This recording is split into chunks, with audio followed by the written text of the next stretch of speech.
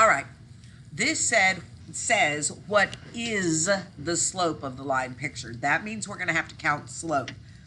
But if you notice, we aren't given any points. So I'm going to show you how to find 2 points that will make it where you don't have to simplify. So the first thing I'm going to do is I'm going to look for perfect corners. Do you see these little corners where the lines cross? There is one right here at the very tip. So I'm going to click that one.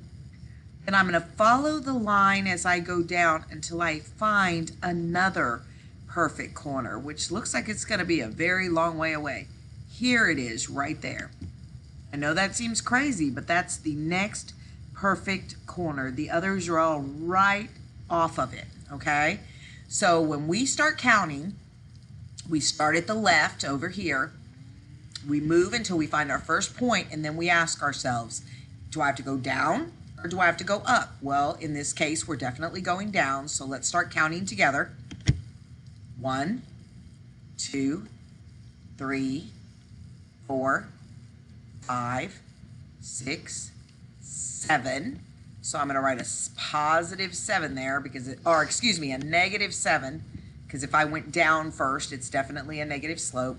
And now let's count to the right. 1, 2, and 3.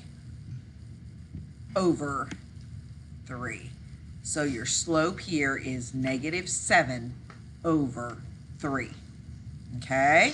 So now let's go to a different type of slope problem. What is the slope of the line that passes through these 2 points? First thing we have to do is plot them. So it's very important that you think carefully when plotting. This is negative 4 and positive 1. So first I'm going to go negative 1, negative 2, negative 3, negative 4, then positive 4. 1, 2, 3, and 4, and I'm going to put a point there. Now I'm going to plot positive 8, positive 7. So 1, 2, 3, 4, 5, 6, 7, 8, and up 7. 1, 2, 3, 4, 5, 6, and 7. Okay, so now again I'm going to start on my left, find the first point I plotted, and ask myself, do I need to go up or down? Well, definitely up this time. So let's start counting up. That means it'll be positive. 1, 2, 3. I'm going to write a 3 here. And then I'm going to count to the right.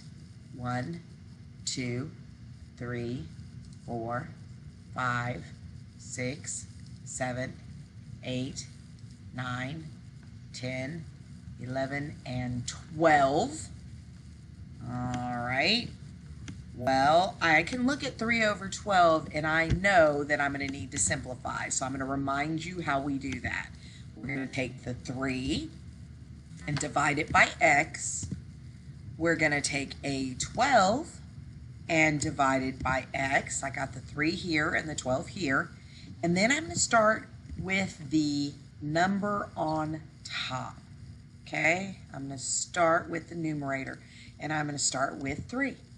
X equals 3, and right away I get 2 numbers without decimals, which means that if I simplify 3 over 12, I get 1 over 4. So my slope is a positive 1 over 4. And if you need to know how to simplify, just take a look at how I did it here in the calculator. If 3 hadn't worked, I would have tried a 2 and then 1.